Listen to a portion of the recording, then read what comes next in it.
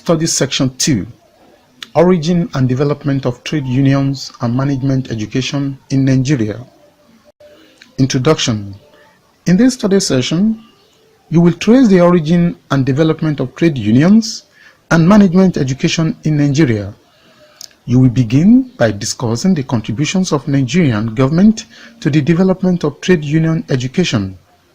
In addition, you describe the influence of international organizations like World Federation of Trade Unions, the International Confederation of the Free Trade Union, and the Trade Union Institute of Economic and Social Development. Finally, you will describe how management education was developed. Learning outcomes. When you have studied this session, you should be able to trace the origin and development of trade union education. Describe how management education was developed. The origin and development of trade union education. We noted earlier that trade union education is the ongoing process by which workers learn how to represent their co-workers at the workplace and in society by developing unions which are effective in collective bargaining, recruiting new members, and taking political action. In this session, you will take a look at its origin. Trade union education did not receive recognition in Nigeria until after the Second World War.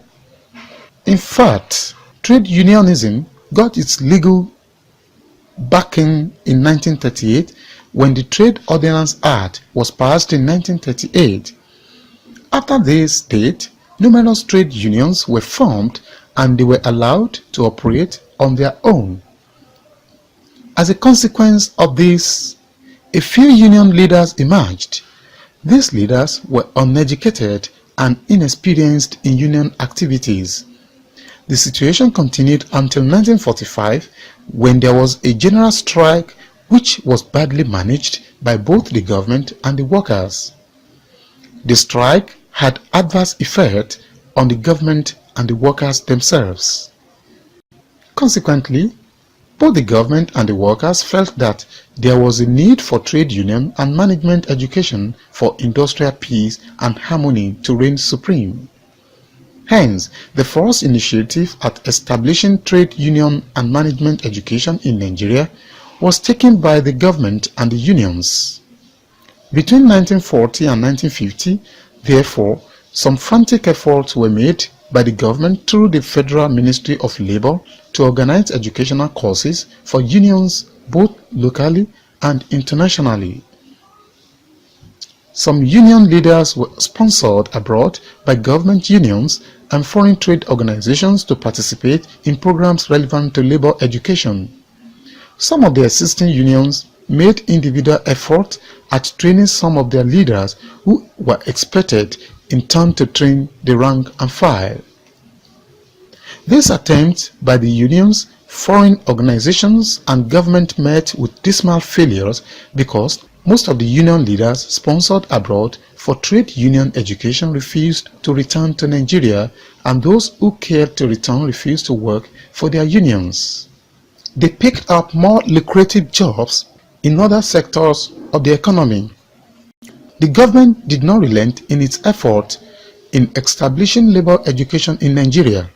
Between 1959 and 1963, government invited foreign experts from the International Labour Organization to assist in setting up labor education in Nigeria. One of such experts was Herbert Tullers, a renowned scholar on labor matters. He arrived in Nigeria and worked very hard at establishing trade union education in Nigeria. His efforts proved abortive because of the identified inadequacies of funds, equipment, and human resources, which were major handicaps of the educational development of trade union education.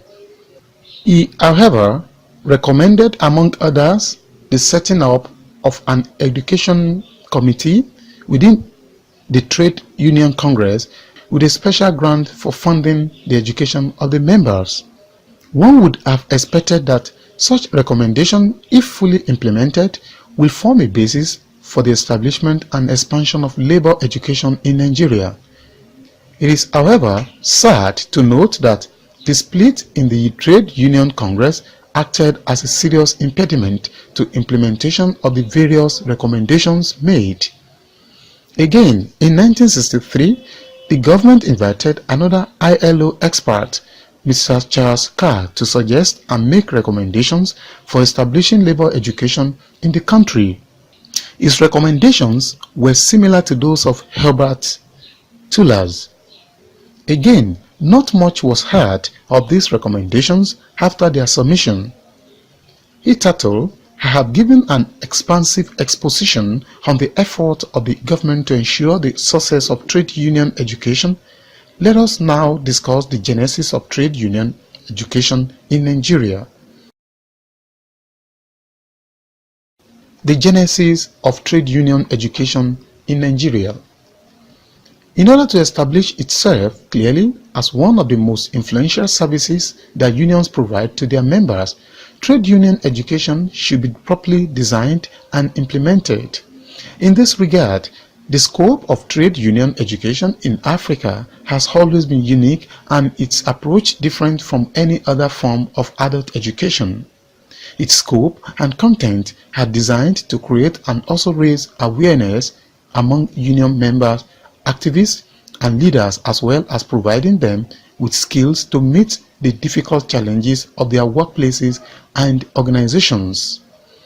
Increasingly, trade union education is organized with the aim of educating target groups and making them supportive to their organizations and facilitating better performance. It is in this context that trade unions have a traditional obligation to ensure that their members are satisfied with the education offered. In this regard, while trade union education in Africa has concentrated on labor-related subjects, the activities have not entirely been limited to bread and butter issues, such as collective bargaining and wage negotiation, but have also included a wide range of many other questions important to workers and their communities. There are three broad levels of trade union education: basic, intermediate, and advanced.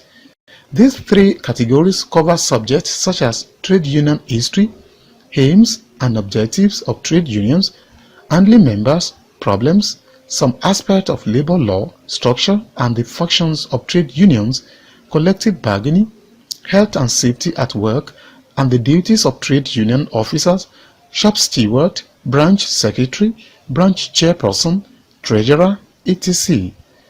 Other specific subjects may be added. They include trade unions and the economy, human and trade union rights, women's participation in trade unions, ILO conventions, international trade union organizations, leadership skills, strategic planning, organizing and public speaking techniques. In various forums, trade unionists have reviewed the relevance of the scope and content and concluded that, to a large extent, trade union education has succeeded in preparing leadership to perform their duties and also informing members of their rights and obligations. The subjects covered in the learning process were also considered adequate in relation to current challenges.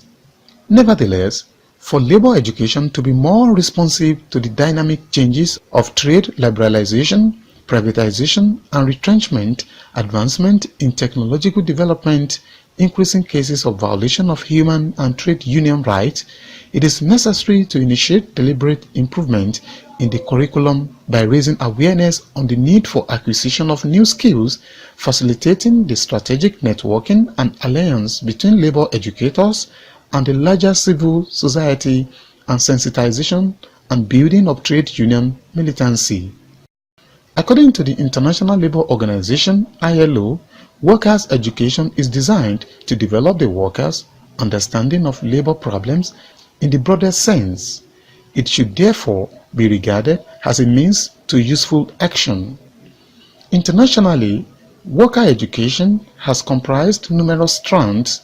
According to Abramovich, 1990, workers' education have clustered around two dominant approaches: a radical transformative approach, which emphasizes the building of class consciousness and can be located in a long-standing radical or socialist tradition, and an alternative instrumental approach which can be located within a reformist tradition of trade unionism and which prioritizes training for organization building and to facilitate the conduct of union business. World Federation of Trade Union. The Patrice Lumumba Academy of Labor and Political Science was established with the assistance of the World Federation of Trade Unions in June 1963. The members of the teaching staff of the faculty were made up of visiting officials of East European trade unions and officers from WFTU. The first director was Escotoyo. He was succeeded by another Nigerian, Dr. Oshunde. The main focus of the school was the total education of workers. The International Confederation of Free Trade Union. Another foreign organization that gave support and encouraged the growth and expansion of trade union education was the International Confederation of Free Trade Unions, ICFTU. The International Confederation of Free Trade Union rendered educational services to trade unionists by giving out scholarships to workers to study abroad and for short-term intensive courses locally. They sent workers to Western Germany, Britain, Australia, Israel, France, Belgium, USA, Sweden, etc. Scholarships were awarded to some members of the United Labour Congress of Nigeria, ULCN, under the auspices of the ICFTU. The ICFTU also contributed significantly to the establishment of the Labour College in Kampala, Uganda, which served as a base of ICFTU's educational program in Africa. The ICFTU assisted in establishing the ULCN Advanced Labour School in Lagos, and by August 1964 was able to organize a 10-week course for the members of the Congress. The ICFTU contributed actively to the Pan-African Workshop, a labor education held in February 1977 in Lagos. It also continued to supervise the training of Nigerians who were involved in the administration and training affairs of the Union. Trade Union Institute of Economic and Social Development. In 1966, the United Labour Congress, with the assistance of the African American Labour Congress Center, AALC, established the Trade Union Institute of Economic and Social Development in Lagos. The institute's directors were American trade unionists nominated by AALC. The only time a Nigerian, Okon Eshiet, became the director, a specially created post of technical director was established.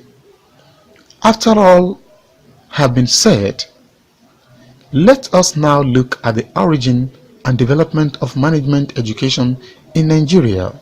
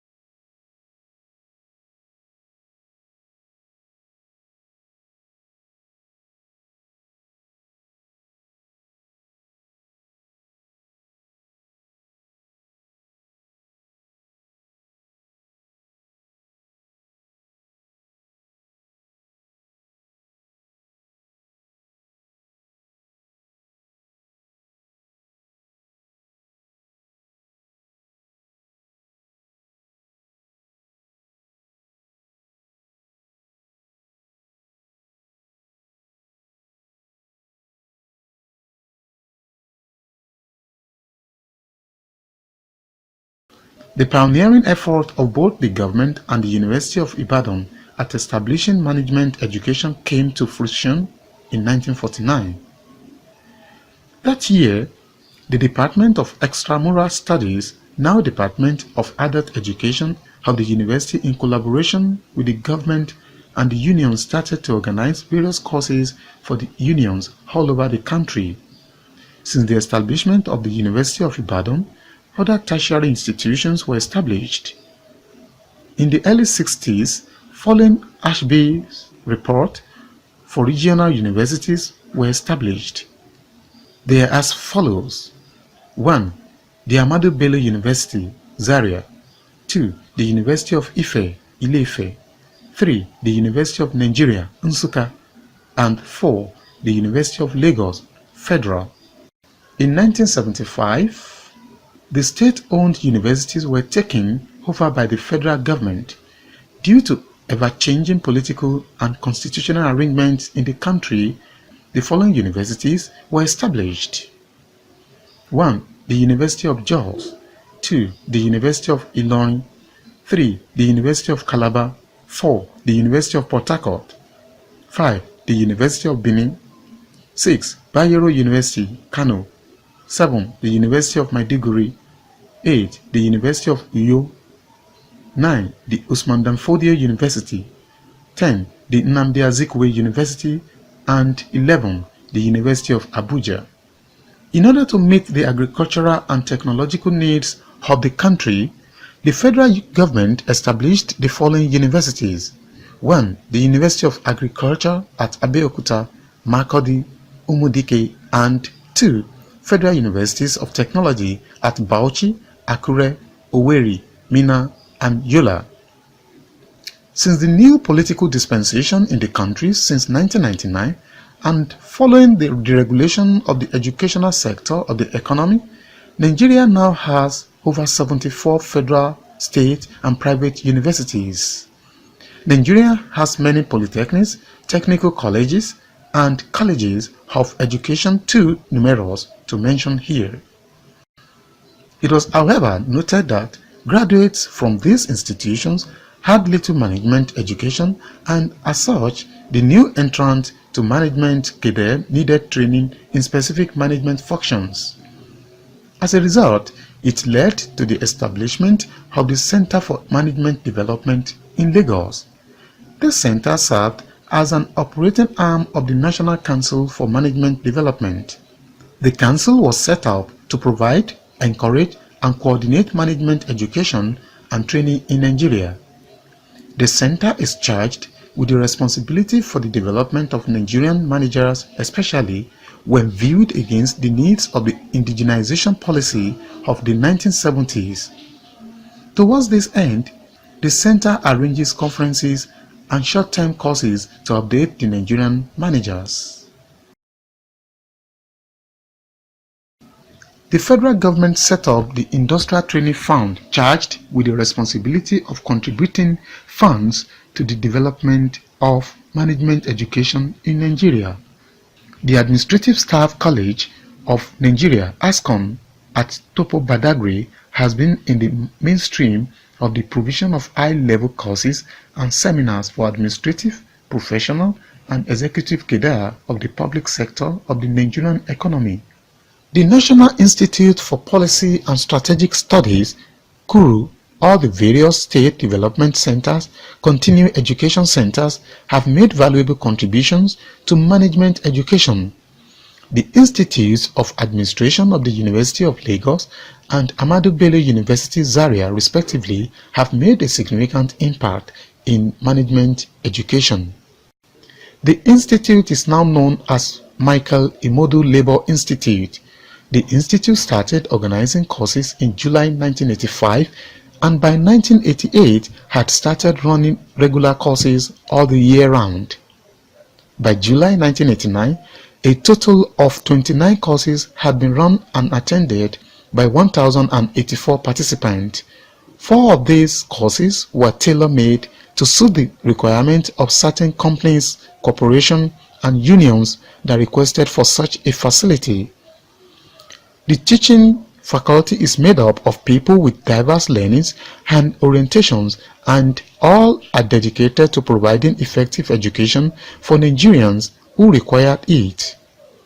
Courses were provided for shop stewards, trade union officials at various levels, and occupying various positions in the industrial unions and senior staff associations personnel, industrial relations and administrative officers from the industry and public sectors are also provided with the requisite knowledge to enable them to handle labor relations matters. In addition, the institute is expected to 1. Provide opportunities for policy makers in the field of labor and social policy in the industry, in trade unions and government to acquire by personal experience a full understanding of the issues which confront them in their day-to-day work. 2. Provide and arrange comparative study and investigation of the principles and techniques of trade unionism, and thereby assist government in evolving a virile and well-organized trade union movement capable of giving full and responsible expression to needs of workers and the aspirations of the country. 3. Undertake, organize and facilitate study courses, conferences, lectures, seminars, and the like with a view to improving the standard of trade union administration and infusing a sense of direction and accountability. 4. Promote research through collaboration with universities and institutes concerned with industrial relations and labor matters. 5. Award grants, scholarships, or travel fellowships for research in labor studies and allied subjects. 6. Undertake and provide for the publication of journals, research papers, and books in furtherance of the previously mentioned objects.